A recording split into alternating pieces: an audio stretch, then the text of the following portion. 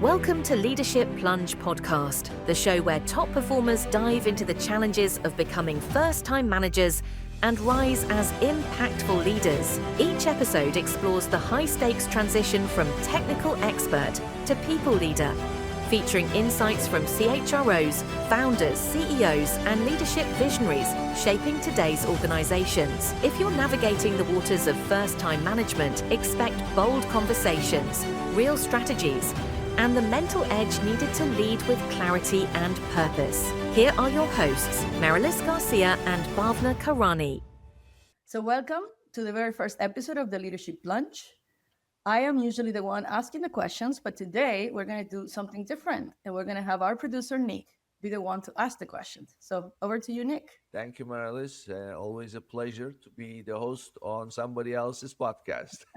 It's a one-time deal, but it's always enjoyable. So my goal here is really to get you and Bhavna as the two hosts of your show to tell us about your podcast. So let's start by sharing with us, what is your podcast called and what it's about? Our podcast is called The Leadership Plunge, and it is about leadership, focusing specifically on sharing ideas from people that have had a long career as leaders and have a lot of learnings to share with those that are starting as a leader, starting as managers. Our purpose is really to share those learnings so people that are starting in this difficult role of a manager has the tools and learn from the best of what techniques, what experiences can be applied to their jobs to improve their experience, really with the objective to help them. So, Bhavna, share with us some of the things that you have seen yourself as people who become managers, because you know how it is in business.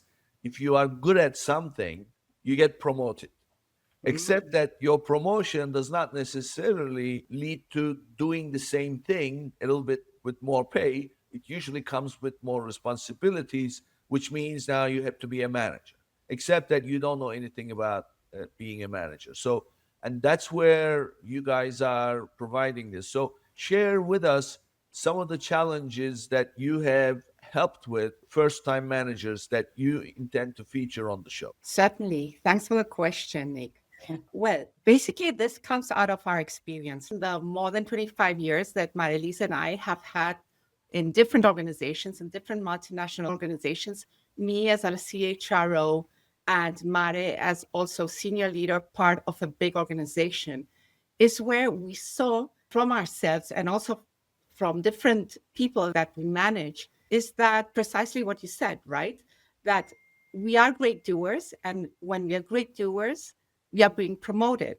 But being a great doer is a completely different universe from being a great leader.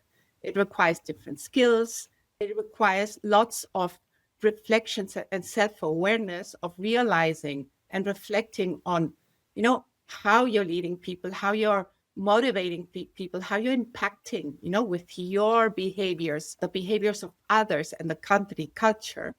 And precisely that's how our journey starts, with lots of self-awareness, understanding, what are our flaws, what are our strengths, how we are as leaders, and what path or what learning journey we want to accomplish or we want to take in order to improve our way. And basically, it's about being authentic, being authentic and really, fitting when you're in a new role or you wear new shoes, that are a bit tight and you're not stepping in the right way, and you need to feel comfortable in order to really enjoy wearing those shoes. So the leadership role is the same thing. You really need to be authentic. You need to be you without wearing a different mask or without pretending, to know everything, because, well, it's a new role and you need to leave behind, many skills that have made you succeed and achieve what you have achieved in order to delegate on others. And you need to start embracing other kind of skills that will help you enjoy your role, basically enjoy your role as a leader. Marilis, give us a sense of who should be tuning into this show. Who is your audience? Good question, Nick. So, for us, our audience is, of course, people that are starting their career as managers, as leaders, that are being managing for the first time, as Bhavna shared.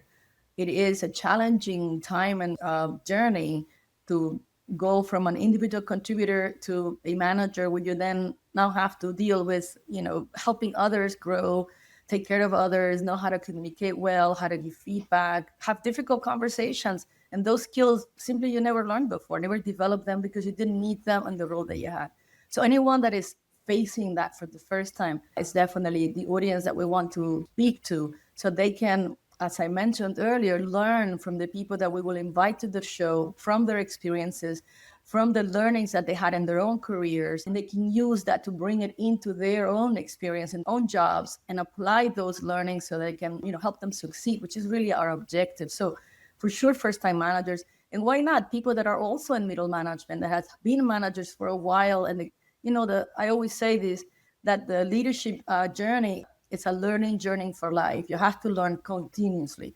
So I don't think that it is necessarily reserved for those that are starting, but also people that want to learn from others, learn from their mistakes, which are usually great teachers, and from on the things that they have done right, so they can bring them into their own life as leaders and improve, because it's all about getting better every day. And the ever-changing world and the fast pace in which the world changes calls for us to be also doing the same thing, and learning from others is a great way of doing that. Bhavna, who are you planning to have as guests on your show? The type of people who will be joining you so that you can talk about the subject.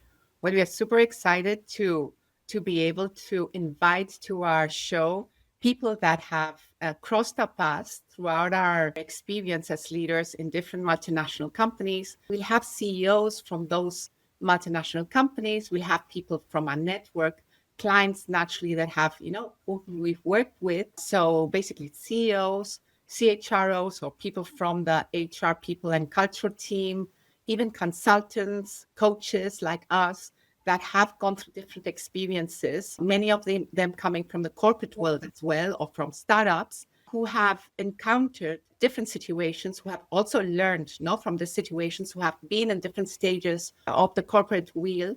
Basically, we are going to learn from their experiences, and throughout their stories, we want our conversations to be very based on our stories, right? And throughout stories is how we relate, we relate to those stories, because then we found out, at least I have found, having those conversations, I've had the same experiences, and then we can relate more easily, because you can say, I've been there, and now you see that others have gone through similar situations that you are going right now in your corporate career, and then relate.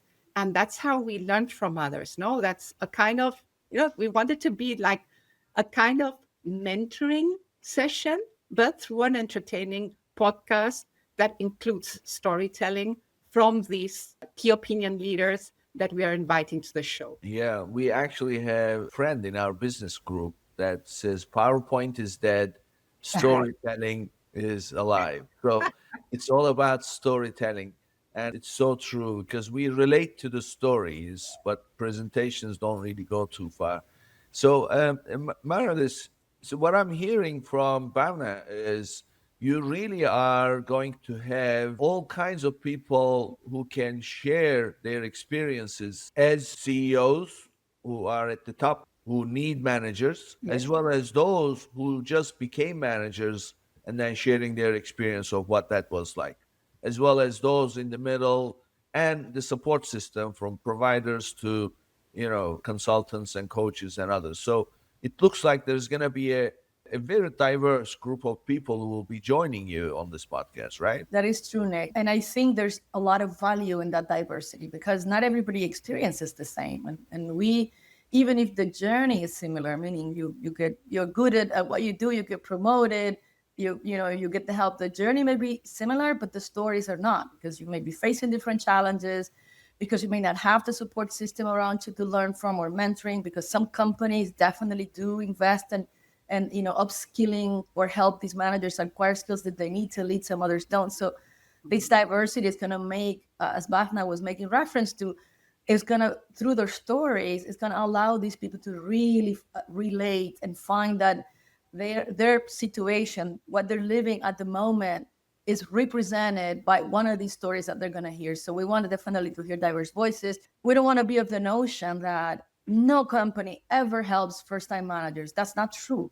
So through this diversity, we're also going to learn how different the experience have been for those that have been exposed or have been in corporations that have helped them from maybe those that have not. And that's why we want to make sure that we hear from diverse opinions, even opinions that are necessarily not the same, because that diversity, I think, is where the real learning is. Given that you're going to have all these people who are pretty much across the spectrum of the workforce, really, at the end of the day, in leadership roles, give us some practical benefits of tuning into the show. What will people take away by being a follower, being a listener, or a viewer? Good question again. I mean, I think primarily a bit of what we've said in terms of learn from the experiences of others. It's a great source of learning if we know that some first relate to the story and then say, what worked for you? How could that same skill or strategy that this person used in this particular situation, I could use to make myself be successful when I am, having the same kind of challenge at work right now. So I think one of the big takeaways, in my opinion, is going to be to find relatable stories that you can then take into your particular situation and then use those strategies that have worked for these people and apply them. And on the flip side of that, what to avoid, because it's also important to know, hey, I tried this, I learned from my mistake, but I wouldn't have done it again if I, because now I know that doesn't work. So you maybe can save yourself from doing things that are not going to work in a particular situation or are not going to give you the best results by hearing stories from somebody that had made those mistakes and failed or didn't succeed. So those are two key takeaways. I think also inspiration, which is a big thing.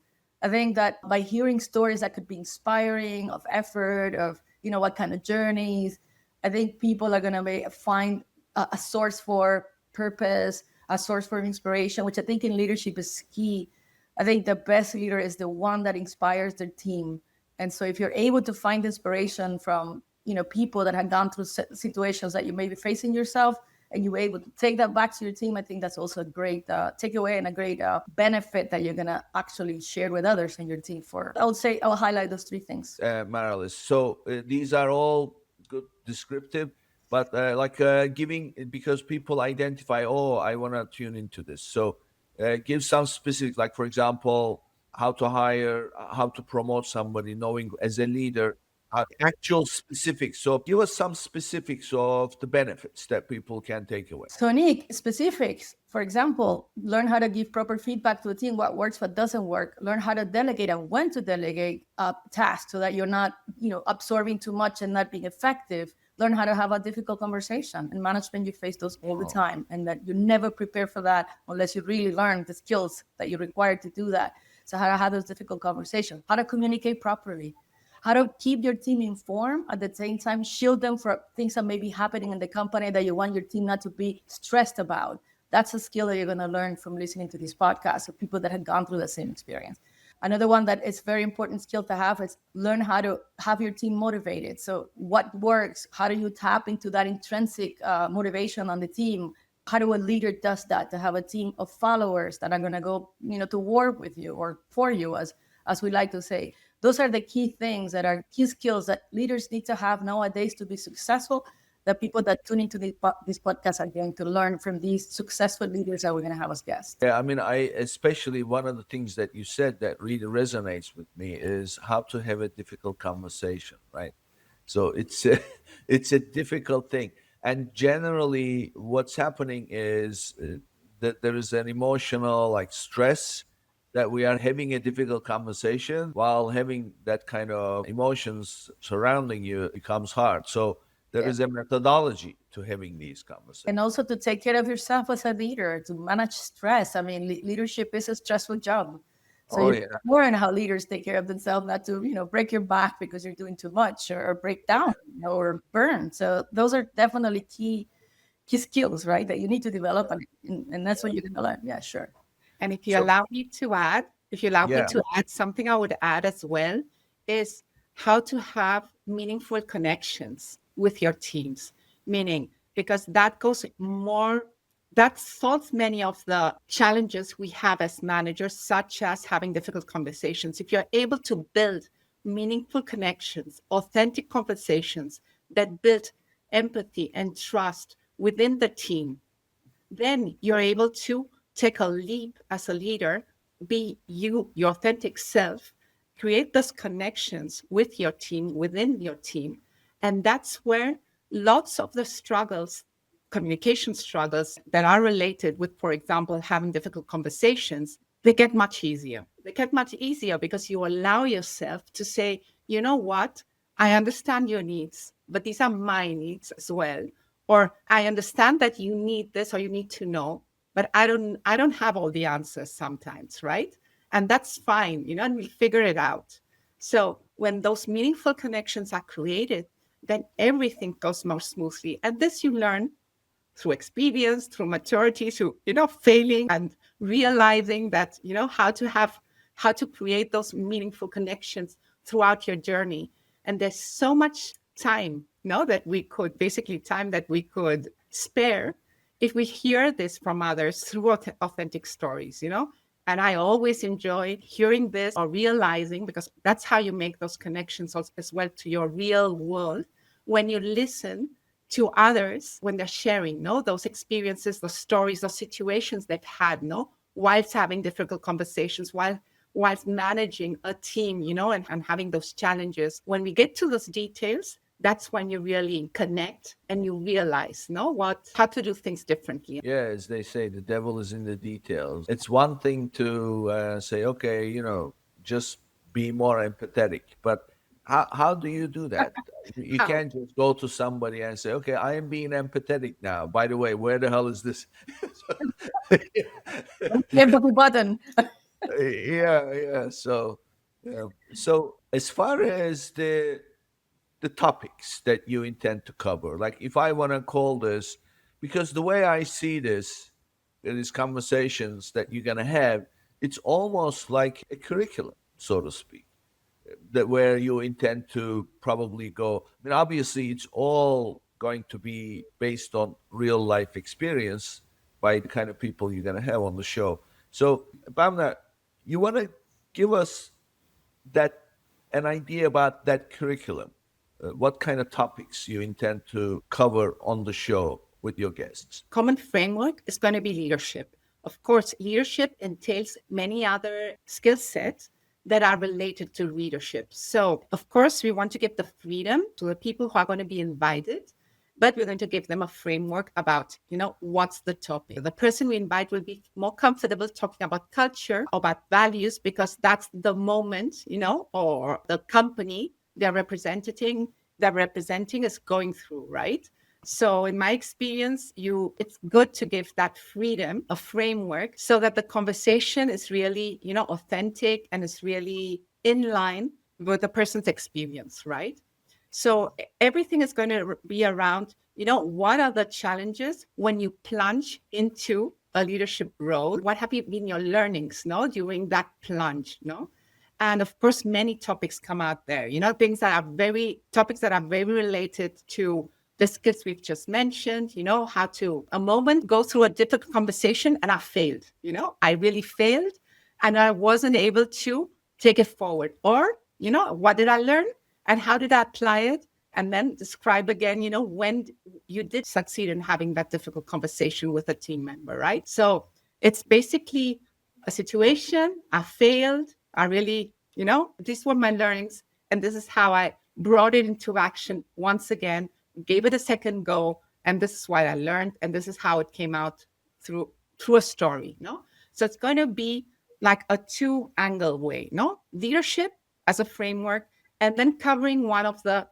certain competency set where the person who's been invited feels more comfortable with, in order to give them that open ground as well. Alicia, you want to add? Yeah, what I was going to say, also career. I mean, I've in conversations that we've had, not necessarily within the context of the podcast, but in general, when you speak with leaders that have had a journey and a career in leadership, the learnings are also at different stages. So they would tell you, when I was in this particular stage of my career, this is what I value the most. This is the learnings that would really made a difference for me to continue to grow. And as I grew into the leader, into the career path, and I grew into the leadership journey, then I had to consider different things, different angles, because my responsibilities changed. So I think also that progression and the career that the leader is going to be able to relate back to us is going to be very interesting as a topic to address, because it's also for our audience valuable to see themselves reflected in that potential growth of a career that they could have within that industry that may be the same in which our guests are going to be the same industry as our audience may find themselves, or the same type of job. So describing that, how they made it to where they are today, what were the steps, what were the learnings, as Bafna referred to, what is it that they needed, mentors, help, leadership courses, what is it that they did to get to where they are. I think I'm big on inspiration. That could be also a very inspiring thing to cover that helps our audience. I was just listening to you, and then I remembered something that really, as far as first-time managers, they are not necessarily exclusive to like somebody who's been doing certain type of work and then now they are a manager. You could be a supervisor, that's the first time. Yeah. But a supervisor can become a manager, that's the first time. A manager can become a director, that's the first time, right? So you could be in a manager role already, but you still become a first-time manager when you become, if you make your way all the way up to the top, so let's say you could become a VP or whatever. So that's all of someone who's never been a VP now is a VP. That's the first time as well. So the different levels of first-time management, right? Yeah, you're correct. At the end, you are literally experiences a new set of challenges. Because if we consider this to be some sort of a lens, as you are a first-time manager at the very first level of management, you have a lens that can see certain things. And of course, you need certain skills to manage that and to be successful at it.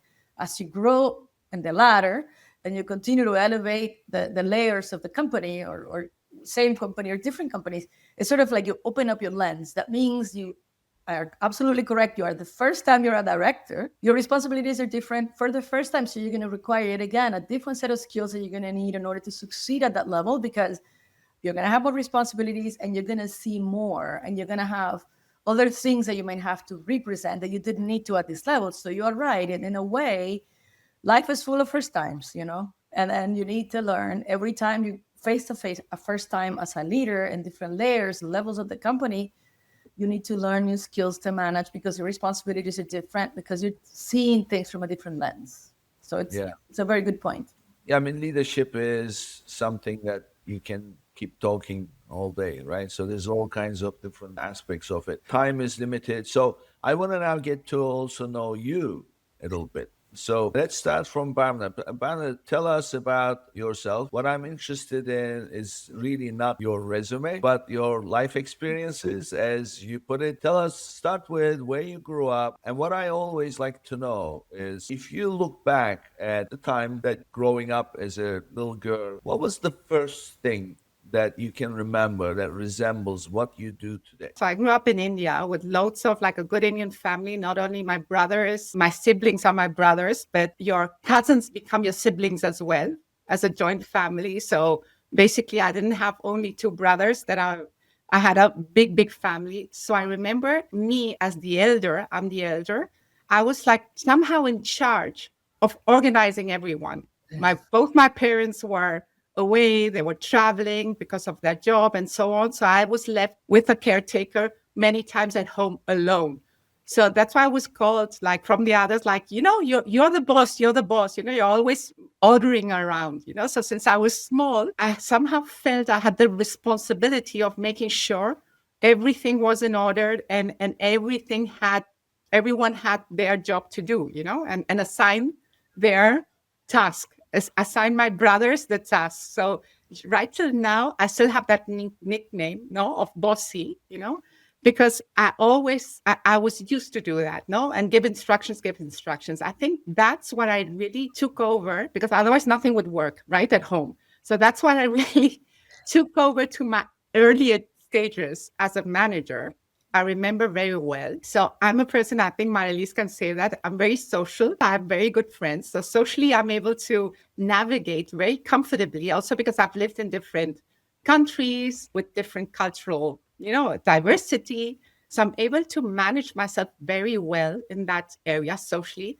But when I got my first management role in a multinational company, I remember very well that, I made sure that I went out for drinks, with my colleagues, that I had my after works in order to create that, that glue within us.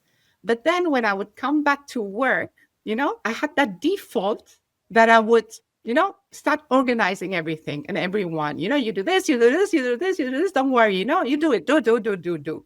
And I would start assigning tasks, and I was very focused on earning the trust of my boss, because I knew that if I had the trust of my boss, he was the one who was going to give me the salary raise. He would give me the budget. He would give me the raise for my colleagues. He would give me approvals to many things that I needed, and would give me, of course, an opportunity to promote, right, to other roles. So I was super focused on pleasing and gaining the trust of my boss. And I totally neglected gaining the trust of my colleagues and my teammates. They were part, of the ecosystem. It was very hard learning that, because there was like outside work, everything seemed fine. But when we came back to our environment, our work environment, there was like a thin tension, an unseen, very thin tension happening there, that everyone knew what's there, especially me. I knew something is not right. And I didn't have frank conversations with some years later,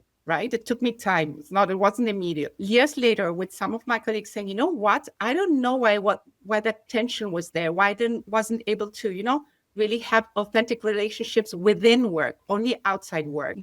Only then I realized, reflecting why that happened and why I wasn't focusing. I was only looking upwards, and I was neglecting my teammates and even people who are, within that I was responsible for. So that gave me lots of learnings. And I guess, thinking about that, I think that comes from my childhood need of organizing everyone, And of course, that can work out temporarily with my small siblings, but I can't take that, I can take that to my real world environment, no? Why do you think you, as a little girl, ended up ordering people around? Where did that come from? I guess because my parents trusted me that when they came back, everything was, more or less covered, kids fed, the house in order, and also to prove to my parents that they could trust me, right? That, you can leave them with me because I'm able Why to. you? But why you? Well, Why you? You had brothers. I mean, you were a little girl after all. And why is it you that they felt that they could trust?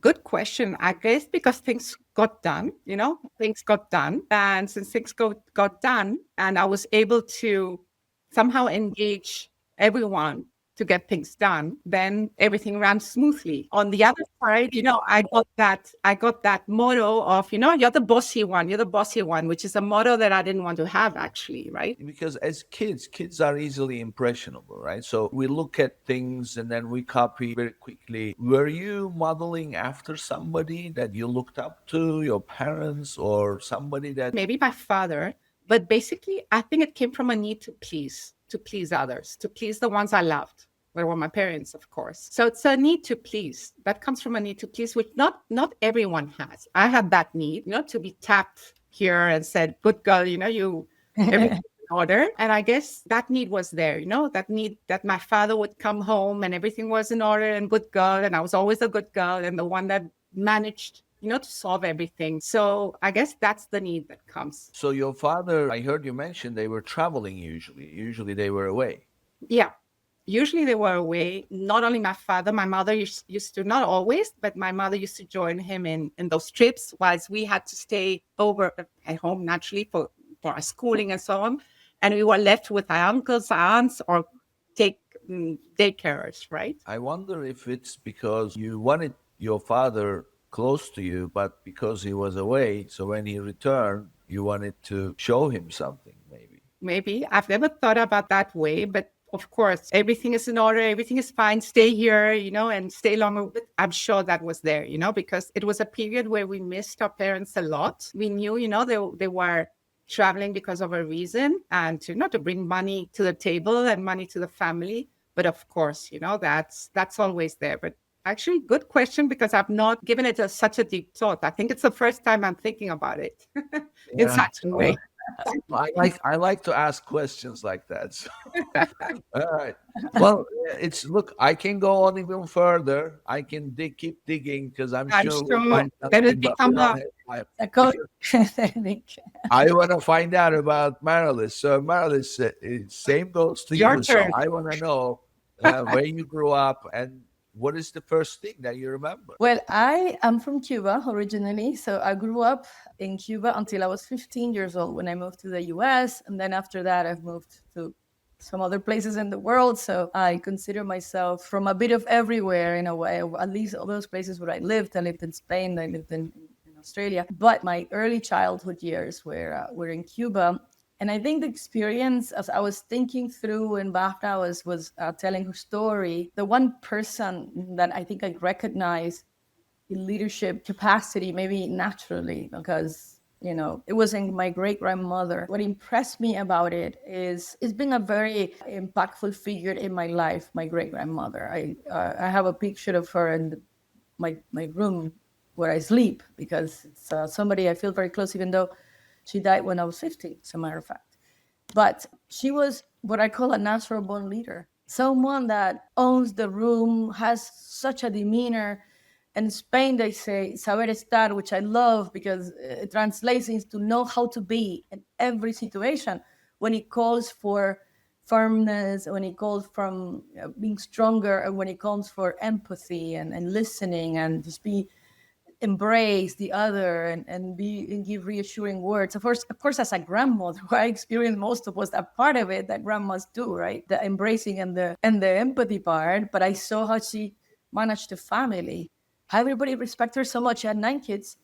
All of them not only love her because, of course, they were the kids, but it's just respect her. So she earned the respect so gracefully without necessarily screaming or being harsh. I knew right away if this is how I wanted to be as an adult. I wanted to be the person that knows how to be and knows how to react and has the emotional intelligence to know when to be firm and know when to be soft and to really have really truly earn the respect of others just by the way she treated them. That's sort of the way in which I've looked in that model that I've looked for in my life or two in my life to try to become that. Not to say that I've achieved that, but that's what I try to remind myself every day. That's why I say I treat someone the way I like to be treated. This is how my abuela would be managing the situation. So I think she was a very first figure. Of course, I had others as I grew in my career. I met great leaders that I've learned so much from and that I feel so grateful to have had in my life, but she was definitely what I consider to be the first, and never went to school and hardly knew how to write, even though she wrote poems. So yeah, that would be it for me. So connect that experience with your looking up to your grandmother to what you do today. What was that initial seed of your career? What I do today specifically totally has to do with helping people become that kind of leader. We in Minds Likes focus big time on self-awareness, big time on minds on an empathy, listen. What we call the modern leadership for us is rooted on these basic fundamental skills: emotional intelligence, self-awareness, mindset, empathy. People leader, you're dealing with people. Everybody has problems, may be facing a situation. You don't want to assume anything. First off, you want to understand. And for that, you have to listen. So for me, being here and founding this company and helping others become that kind of leader, find success from the people connection. Bafna mentioned earlier, establishing that human connection. It's so powerful as a leader. So we emphasize that a lot. So in my journey, that has always been my inspiration. And I think for sure that's how I ended up having a company that focuses on helping people, especially those that do not have the skills, because oftentimes they're neglected by companies because of a lot of different reasons. Some of them may even good reasons to give them the skills. And so it's a lonely role to be a first-time manager. Mm-hmm. And that's where you suffer a lot of these things for the first time. So we focus on them because we empathize with that. And I think that's why literally I landed doing what I do today. Your grandmother passed when you were 15? My great-grandmother, correct, when I was 15. So she did not really get to see you take this career path. Not in this dimension, no, but I'm pretty sure that's a whole different conversation that she does see me. Oh yeah. I mean, there's no doubt that she's looking over, and you feel the presence of it. It's Yeah. Yeah, for sure. as far as your direct interaction with her when she was around is really until the age of 15. Did you know at that time that you were gonna get into something like this as a girl growing up, still a child, but nevertheless 15-year-old is that area where you belong to neither side, right? Not that I was going to end up in here. I was going to say what I learned now in retrospect is how influential people around you can be. So what a big responsibility in front of younger people we have, because we can be such a source one way or the other, for the better or for the worse. So I'm an engineer, Nick, and I became an engineer because my aunt, my mother's younger sister, which is closer to me in age, was an engineer, and then I saw her. So my great grandmother was there when I wanted to, which inspired me to be or try to be. If I was ever a leader, I was not thinking in leadership in a company. I was thinking in leadership in a family environment, in a friend environment, and in a group, to be that kind of person that brings people together. And then my aunt inspired me to be an engineer, and so she was the next person I looked up to. So I think throughout we find people that are references for us, and that's why references are so important, that can guide you. And I mentioned earlier, inspiration is big for me because I think it makes such a difference if you find those figures in your life. So as a leader, but for sure, as in the way in which I live my life, my great-grandmother was a big influencer. Live my life in the sense of be that person that helps people, be brought together. And if you sort of extrapolate that into my professional life today, this is exactly what we do. Help people bring others together. I mean, rattle around a team or a company or on a purpose. How did you get to develop such a close relationship with your great grandmother? Because usually great grandmothers are not around. So Yeah. they passed a long time. And also our lives are filled with our parents and grandparents, right? So now here you are, great grandmother. So how did that come to be? Because I was lucky, Nick. We lived, Cuba. So you have to also put that in perspective. We were, a family that was living in Cuba. You tend to share that same home with like all generations because you don't have the ability to go buy a new home. So that's bad for some things and it's good for other things because it helps you grow around your family a lot. And so my great grandmother, when my mother married to my father, gave her a room of her house to build their own home, sort of grow from there. So we literally lived, as I was a child, in a house that was attached to my great-grandmother. So she was in my life every day. I was sick. She would cure me with just, praying and touching my belly.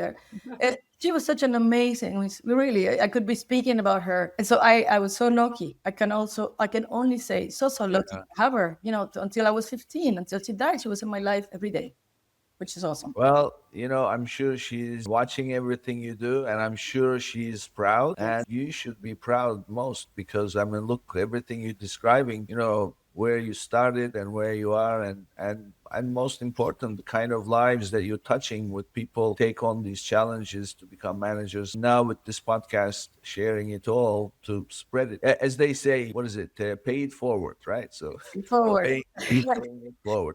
So great. So share with us your contact information. First of all, tell us again one more time what your podcast is called, how people can access it, and also share your contact information start with Bhavna and give us your contact, how people can reach you. My name is Bhavna Karani. You can contact me through LinkedIn, also through the webpage of Mindslines, mindslines.com.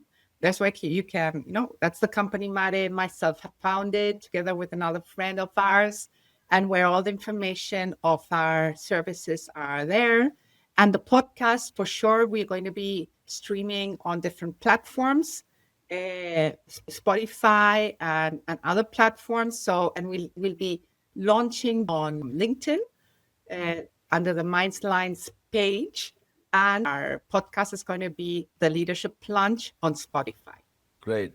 And Marilis, and how can people reach you? Nick, as Bhavna said, they can find me in LinkedIn. My name is Marilis Garcia, and in LinkedIn we're there, presence personally and also through the company web or to the company account. Also in the website, mindslines.com. Our contact information is there, the email, telephone number.